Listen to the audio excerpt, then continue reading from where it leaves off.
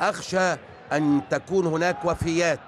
يا رب الخبر ما يكونش مظبوط يا رب، لكن ذكروا الكابتن أحمد ناجي في قناة النادي الأهلي، نتمنى يا رب ما يكونش مظبوط، لكن هدف، لكن هدف.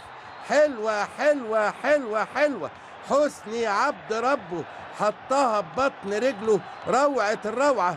وطبعا دي نورة بنته دي نورة بنته. حلوة حلوة يا ابو نورة، حلوة حلوة حلوة يا ابو نورة، حطها ببطن رجله. جميلة جميلة جميلة. حسني عبد ربه بإتقان شديد شديد، كما لو كان بيلعب ضربة جزاء، وعلى شمال عبد الواحد السيد لا يسأل عنها إطلاقا. وجميلة جميلة جميلة في الدقيقة 23 حسني عبد ربه، والهدف الأول للنادي الإسماعيلي. وتوتر قطعا الكابتن حسن شحاتة بعد الهدف.